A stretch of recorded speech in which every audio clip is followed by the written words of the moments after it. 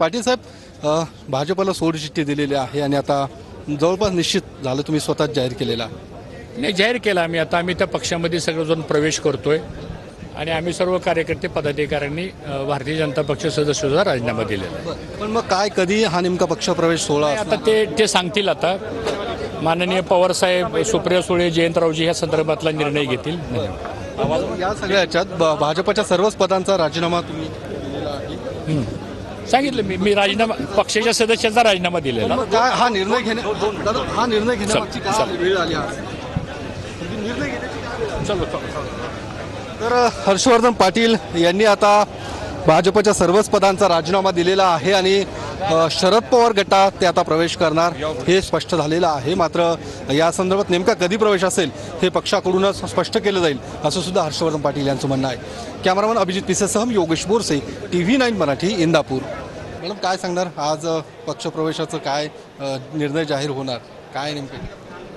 काल आमची भेट झालेली आहे. आता कार्यकर्त्यांची बैठक आहे, त्याच्यानंतर साहेब त्यांची भूमिका स्पष्टपणे बोलणार आहेत. तुमचं स्टेटस बदललेलं पाहायला मिळालं, काय नेमकं सुचवून पाहता?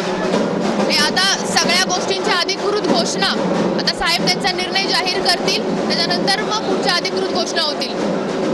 शरद पवार गटात जाण्याचा निर्णय हा जवळपास निश्चित झाल्याचं मानायचं. आता एक 15 मिनिटांमध्ये सगळ्या गोष्टीची क्लॅरिटी तुम्हाला मिळेल. काल सुद्धा शरद पवारांची तुम्ही भेट घेतलेली आहे, तुम्ही स्वतः त्या बैठकीला होतात, काय नेमकं?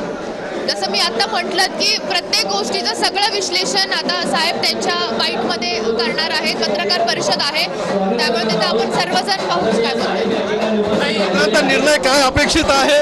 शरद पवार गटात जाणार आणि इंदापूरची निवडणूक लढवणार हे जवळपास निश्चित. कार्यकर्त्यांचा आग्रह आहे आणि त्या आग्रहाचा आम्ही सन्मान करतोय आणि कार्यकर्ते म्हणतात म्हणून आम्ही हा निर्णय जो आहे साहेब आता जाहीर करतील. गेल्या काही दिवसांपासून कार्यकर्ते आग्रह करतात की साहेबांनी तुतारी हातात घ्यावी, अखेर तो निर्णय जवळ आलेला. निश्चित सगळेच कार्यकर्ते तुम्ही जसं पाहत आहात त्या निर्णयाचीच वाट बघत आहेत. आज तो दिवस आलेला आहे असं वाटतं. Thank you so much. बैठकीतलं एकूण देवेंद्र फडणवीसांसोबत सुद्धा बैठक झालेली आहे. देवेंद्र फडणवीसांचं काय नेमकं म्हणणं आलं या बैठकीत? आता व्यवस्थापक कार्यक्रमात सुरू होत आहे, त्यामुळे मी विनंती करते की आपण कार्यक्रम आणि सगळ्यांचे जे मनोगत आहेत ते आपण ऐकू. बाबू की दुआ ती जे आहे गाणं वाजवा. पण शेवटी ते काँग्रेसमधून आमच्याकडे आले. पहिले अपक्ष होते, मनोहर जोशी साहेबांच्या सरकारमध्ये आमच्यासोबत होते, मग काँग्रेसमध्ये गेले, आता काँग्रेसमधून भाजपमध्ये आले, भाजपमधून आता ते तुतारी घेतली आहे. ठीक आहे, काय अडचण नाही. पण मला वाटतं की ते तुतारी घेतल्यावर फक्त त्यांची तुतारी वाजली पाहिजे, अन्यथा त्याचाही पश्चाताप त्यांना भविष्यात होण्याची शक्यता नाकारताय. माझे चांगले मित्र आहे.